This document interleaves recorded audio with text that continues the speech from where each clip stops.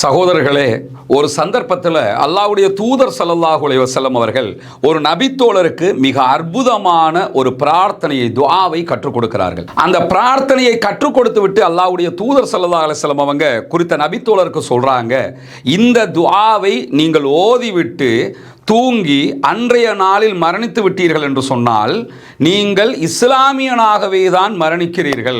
நீங்கள் எந்த விதமான குஃபுர் செய்தவராகவோ அல்லது ஷிர்க் செய்தவராகவோ இஸ்லாத்தை விட்டு வெளியேறியவராகவோ மரணிக்க மாட்டீர்கள். ஆனால் இந்த பிரார்த்தனையை இரவின் கடைசி பேச்சாக வைத்துக் கொள்ளுங்கள் என்கிறார்கள் அல்லாஹ்வுடைய தூதர் ஸல்லல்லாஹு அலைஹி வஸல்லம் அவர்கள்.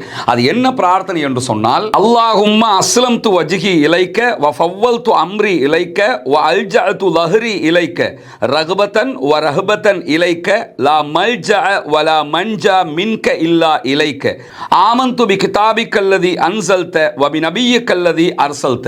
இறைவா, உனக்கே நான் கீழ்ப்படிந்தேன், என்னுடைய எல்லா காரியத்தையும் உன்னிடமே ஒப்படைத்தேன், என்னுடைய விவகாரங்கள் அனைத்திலும் உன்னையே நான் சார்ந்திருக்கிறேன், உன்மீதுள்ள ஆவலிலும் அச்சத்திலும் தான் இவற்றை நான் செய்தேன், உன்னிடமிருந்து தப்பிக்கவும் ஒதுங்கிடவும் உன்னை தவிர வேறு போக்கிடமில்லை, நீ அருளிய உன்னுடைய வேதத்தையும் நீ அனுப்பி வைத்த உன்னுடைய நபியையும் நான் நம்பினேன். இந்த பிரார்த்தனையை இரவு நேரத்திலே நாம் ஓதிவிட்டு தூங்கினால் அதே நேரம் நாம் மரணித்து விட்டோம் என்றால் ஒரு முஸ்லிமாக, தூய மனிதனாக மரணிக்கிறோம் என்றும், இரவினுடைய இறுதி பேச்சாக இந்த பிரார்த்தனையை தான் நீங்கள் வைத்துக் கொள்ள வேண்டும் என்றும் அல்லாஹ்வுடைய தூதர் ஸல்லல்லாஹு அலைஹி வஸல்லம் அவர்கள் நமக்கு கற்றுத் தந்திருக்கிறார்கள்.